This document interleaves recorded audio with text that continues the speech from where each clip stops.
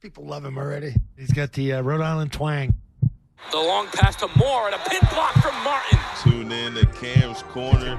He's going to make it here. Draws the foul for another Rhode Island and one. Podcast. Got his own podcast. It's good off the backboard and in. On a break.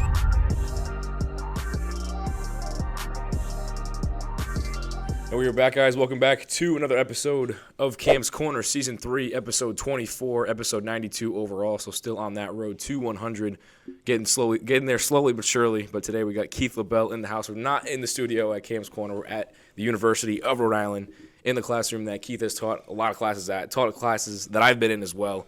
Deputy Title IX Coordinator for Outreach, Education, and Training, former baseball player here at the University of Rhode Island, an educator in sports media. So before we get into anything, I just want to say, Keith, thank you so much for hopping on Cam's Corner. Thanks, Cam. Appreciate you having me. For sure. And we talked about the questions and everything beforehand, but, I've known Keith now for almost a year, I think. And, he's been a huge help in education, not only for me, but a ton of students here at the University of Rhode Island. Has been here for a very long time. And like I said, not only a teacher in sports media, but in sexual assault and domestic violence. So being a former player with the baseball program, did you ever think that you'd end up back at Rhode Island? Definitely not. It sort of kind of happened by accident. I was the captain of the team my senior year, and the guy he ran this program called RAM Choices. It stood for Responsible Alcohol Management for Athletes. So every Thursday night, all the captains of all the different sports teams had to come up in one of these classrooms up here and hear about, study habits and mental health issues and substance abuse prevention. And the guy said, Keith, what are you doing next year? I said, if I don't get drafted, I have no idea what I'm doing. And the 2001 Major League Baseball draft came and went. My name didn't get called, and he asked if I would come back and run that program. And he offered me free graduate school to do so, and I accepted. And it's been a long journey ever since, but it was a decision that I'm really thankful that I made. Yeah, we'll get into all the different types of courses you teach, and of course, sports media and sexual assault are two different topics, but you get around to both of them. And like we said, you're from South Dartmouth. Baseball was your first passion. So just talk about what it was like growing up in South Dartmouth, what the sports scene was like for you. Sure, yeah. It was a really competitive baseball program that I had at my high school. We were actually ranked first in the state, 14th in the country when I joined varsity. Freshmen weren't allowed to play varsity, so I was on the freshman team and sort of learned the ropes. And then sophomore year, I started on the varsity. And, 3 or 4 of those guys played D1. Brian Rose was our number one, who got drafted after Nomar in 1994. So he played for the Sox.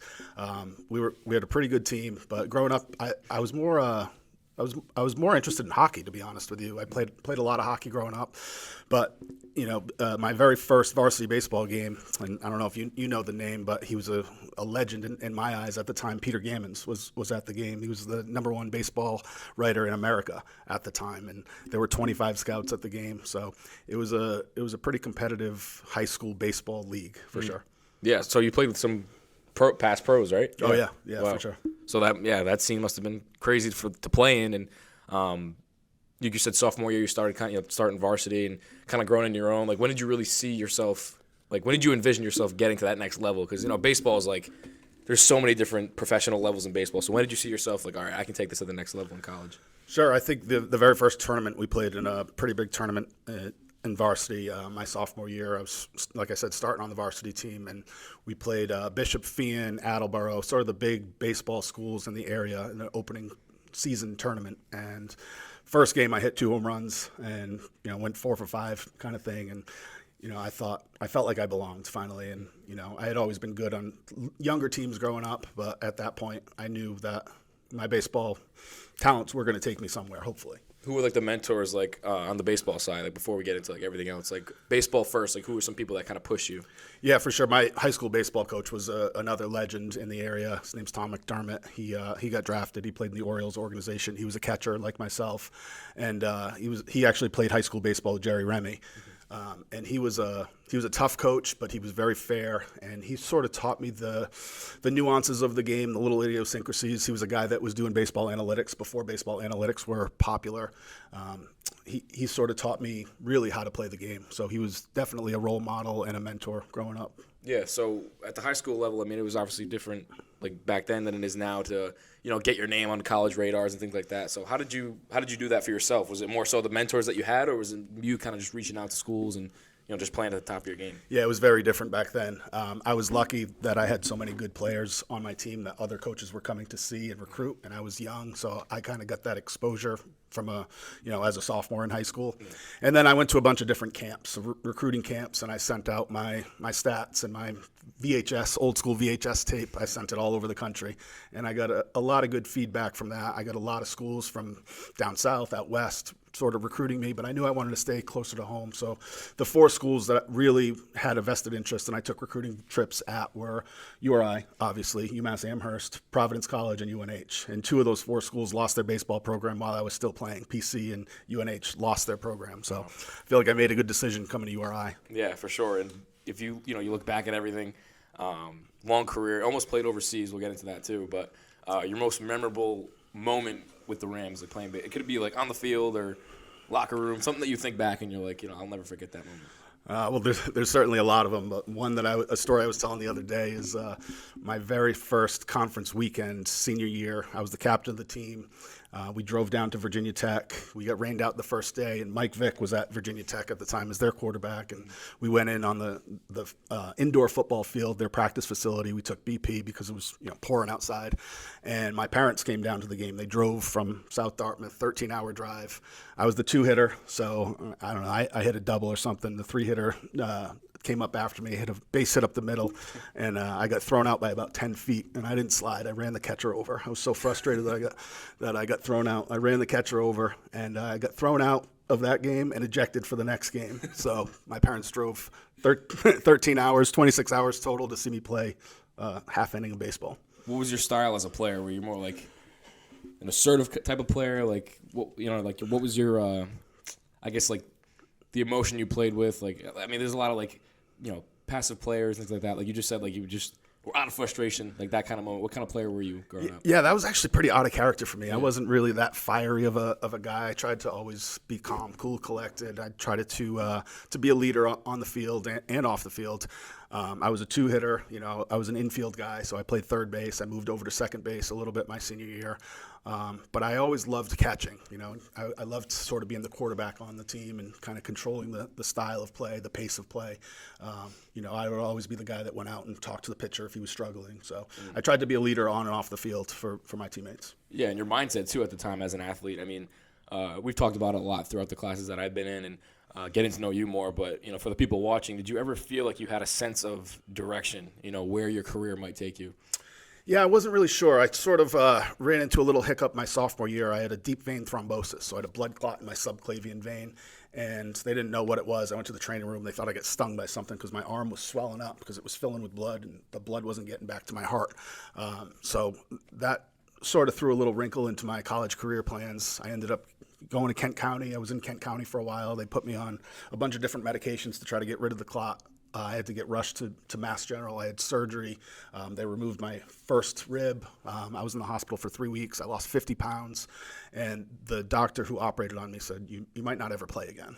And, I said, Doc, do everything you can so I can play again. And I made the travel team my sophomore year, but I was mostly a DH. I mostly came off the bench to hit. And, junior year, my arm still wasn't back to normal strength. And then, like I said, senior year, I had to move over to second.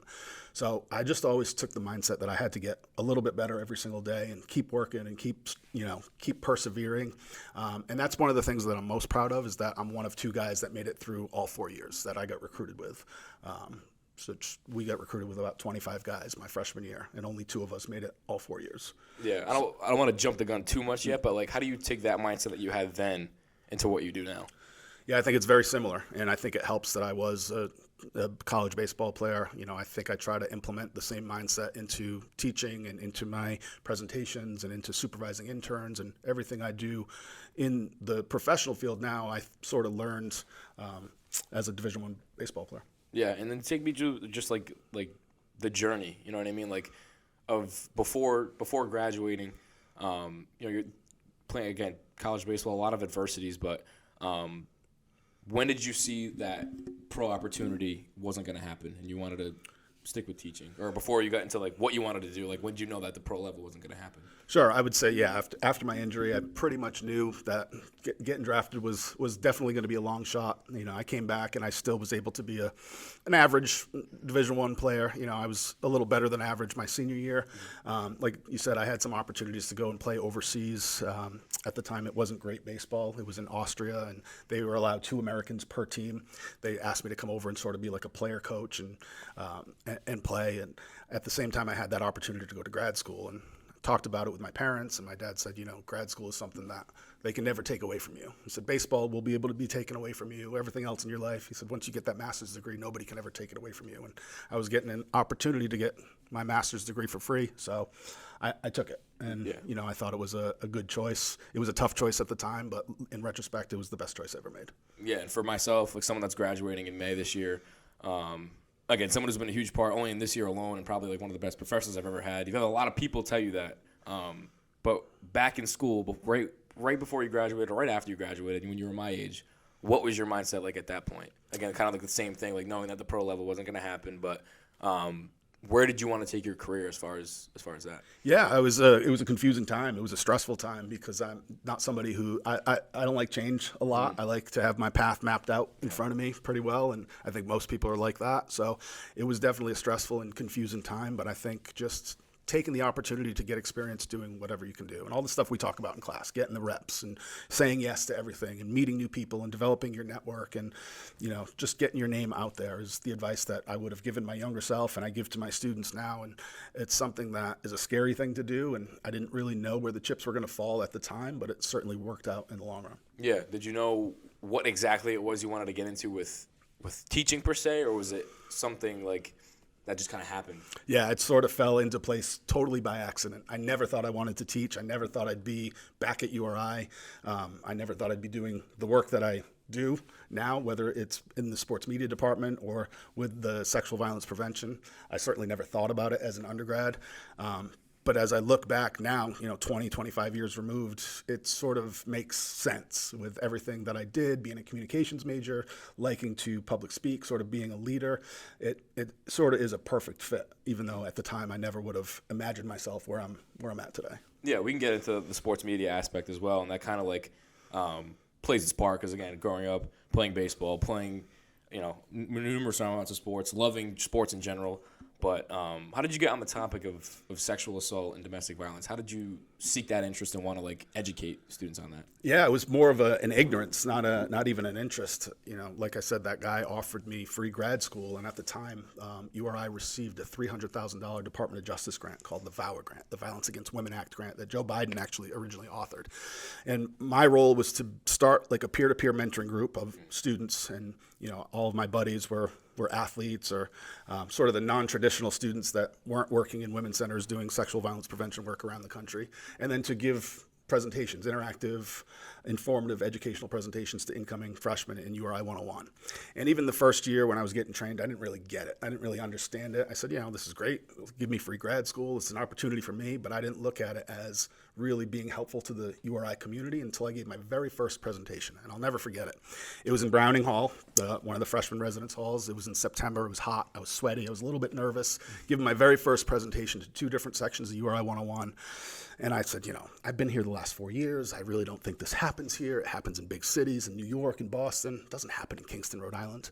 And after that presentation, there were 4 women that came to me that had already been impacted by sexual violence and wanted my help. And I said, wow, this made it a lot more real than some statistic on a PowerPoint slide.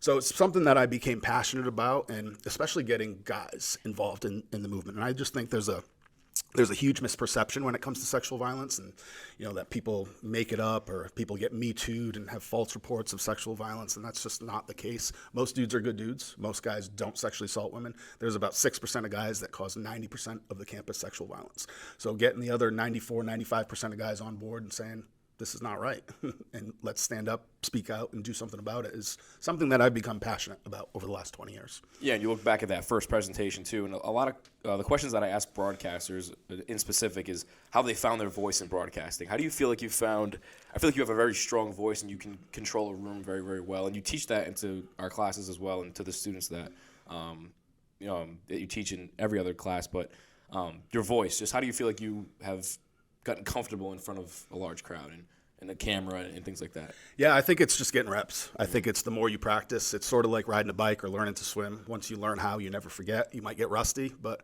as long as you keep getting reps, you keep practicing, you learn what works, what doesn't work. I think varying up your vocal intonations, slowing yourself down, speeding yourself up, infusing humor, being interactive, all the stuff we talk about in class, I think really helps give a strong presentation and helps make somebody be an effective communicator. Did anybody teach you that, or was it kind of just you just doing it?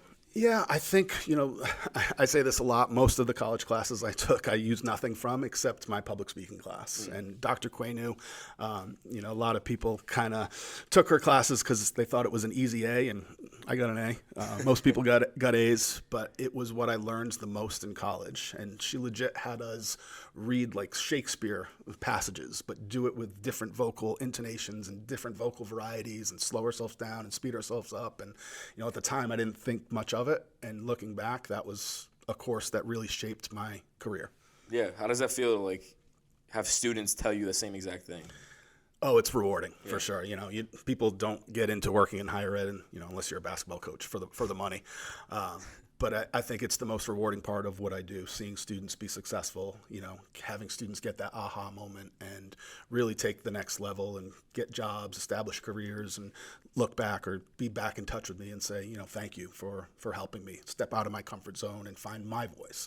And I think everybody's got it in them. It just takes somebody to sort of hold them accountable and guide them in the right direction to start and to continue practicing and get reps. Yeah, and going back to the topic of being an educator of sexual assault, just talk about like the programs that you've been able to build to help change lives around campus like you were talking about. Sure. So in 2014, I started the iStand program, and it's all about being a bystander, engaging in bystander intervention and being an active bystander. Like I said, most guys don't do this, but I think just because you're not part of the problem doesn't mean you can't be part of the solution. So I've built that program up, started from scratch pretty much, and it's become a nationally recognized program, internationally recognized. I've been able to speak to the NFL 8 years in a row about domestic violence issues. I've been a member of the NCAA Speakers Bureau, spoke in England internationally because they don't have a lot of men involved in this work, and same thing here. We didn't have a lot of men involved in this work 20 years ago, but all my buddies were athletes and fraternity guys and, the ones who stereotypically are the bad guys. And I don't think just because you can shoot a basketball well or run faster than anybody or hit a baseball further, you're more or less likely to commit sexual violence. I think most guys are good guys, and just getting people to play an active role in preventing sexual violence and educate others is really important, and it's central to our message. And it's been able to open a lot of doors both for me and for my students. Yeah, and you talk about reps too and how that's made you better. And it's not only like what you've learned in college, but just the way that you go about things. You're like doing this thing every single day and getting as perfect at it as possible. You look back at the entire journey, not only just baseball, but again, being an educator. How do you feel like you've stayed consistent year in and year out outside of reps? Yeah, sure. Well, I look at education a little bit like sports. It's sort of unrepeatable. Even though I might be teaching the same content every semester, it's different students every semester. It's a different process every semester. It's different challenges and struggles every semester, whether it's dealing with COVID or dealing with that kid in class that doesn't show up or isn't engaged. So I think as much as I can remain consistent and teach my students that it's getting reps and it's getting 1% better every single day and it's working on your craft, it's sort of like taking ground balls or taking BP every day.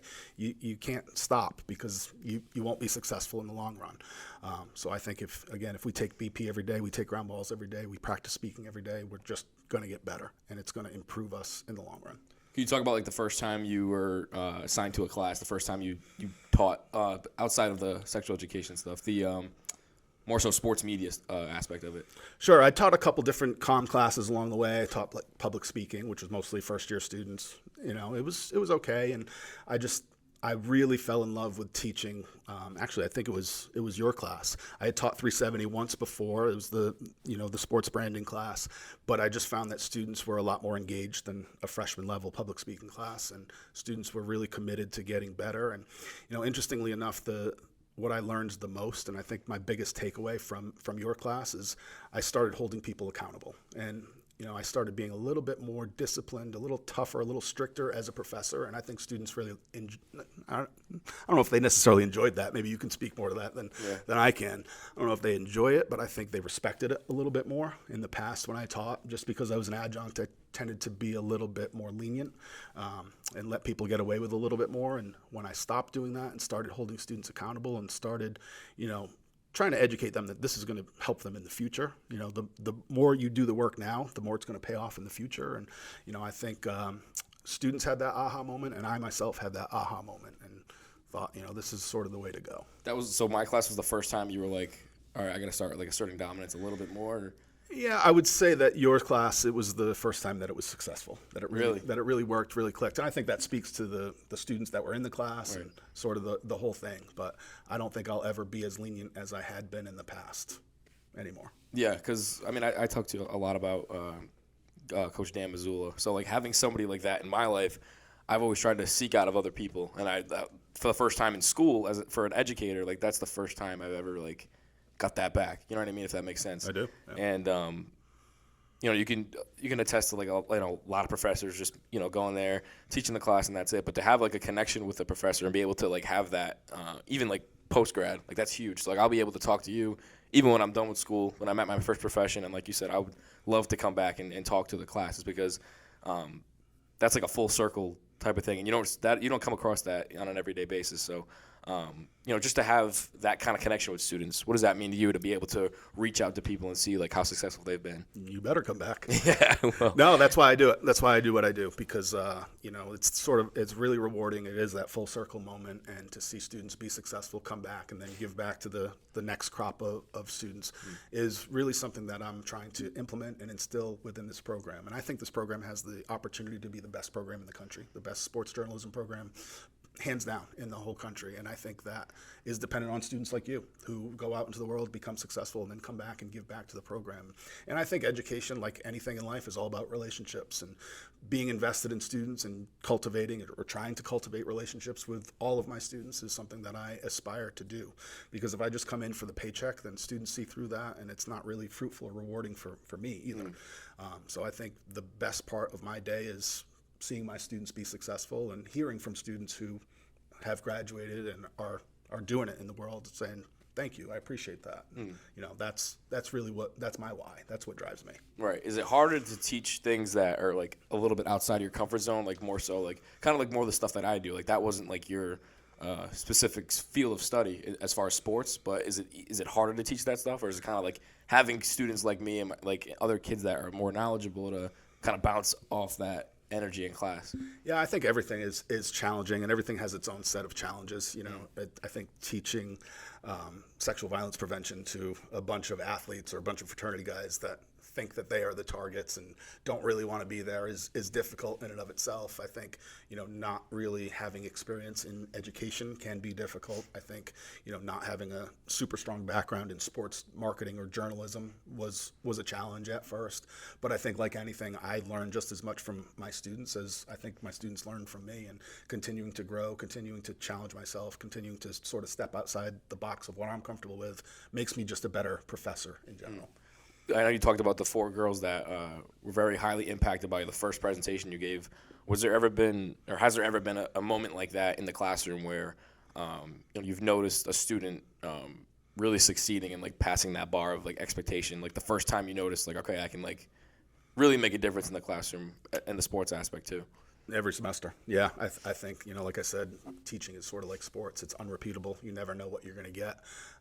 And every semester I hear from students who have experienced some pretty awful things, and it's not always the way you think it might be, like the way it is on the news or in the movies. I've had a lot of men come to me who have had bad stuff happen in their childhood, have grown up with abuse, have grown up in pretty serious physical domestic violence situations. It happens to women here. It happens to women who never thought it would happen. And then in sports marketing as well, there are people who hated public speaking and come to not only get through it, but enjoy it and are pretty good at it. So, I think that's sort of why I teach. It's those moments and seeing students kind of overcome adversity. It really fuels me. Outside that first presentation you gave, what's your most memorable presentation you can think back to? Well, I think all the ones to the NFL are pretty memorable. I spoke at University of Wyoming while Josh Allen was there, and Wow. that was a great presentation. That was really fun. But I think it's the intimate moments, sort of the confidential moments with students that I've been able to help either get through a difficult time or just to listen to and to make them realize that they're not alone, that it happens to a lot of people. It was nothing that they did wrong. And again, I think some of the more non-traditional cases, without disclosing anything that's confidential, when I spoke to Josh Allen, there were a couple of his teammates, both of whom played in the NFL, that wanted to talk to me. It was in a pretty significant domestic violence situation with his girlfriend and wanted to know how to handle it. Came back to my hotel. We sat in the lobby for like an hour and a half and just talked. And he was like, thank you. Thank you for taking the time to talk to me. I've never had the opportunity to talk to anybody. I've never shared this with anybody before. So it's those moments that sort of, like I said, fuel me, drive me. Those are my whys. Yeah, and you hold yourself very, very well, too. I feel like for someone that's accomplished so much, like sometimes people can get, cocky and be like I've done this, I've done that, like kind of like little bro people in a way. But, I feel like just the way that you hold yourself, the way that you talk, and the way that you, like, again, control a room and control, like, everybody in it, like, just speaks so much volumes to what you're trying to teach and what you're trying to educate to everybody. So, I thank you for, like, a lot of the things that you've taught me in this short year that, I've known you. I'm surprised I haven't known you before that, Feels like longer. Right? Just first coming to URI. But going back to, like, a moment like that, that's pretty cool. I didn't know that before starting the podcast. But, people, like, of Josh Allen's pedigree and people, like, in the NFL, have you ever spoken in front of people like that and been like, wow, this person is here in this room listening to me speak and wants to know more? Yeah, so a lot, actually. I've had the opportunity, like I said, to speak to the Patriots rookie team every single year. So I was in the room when Mayo was a rookie. Makes me feel old now that he's the coach. I was in the room when Gronk and Aaron Hernandez were there, and that came with its own set of challenges. But I think, everything has been a learning experience and a great opportunity to sort of spread the message of sexual violence prevention and why these guys should care.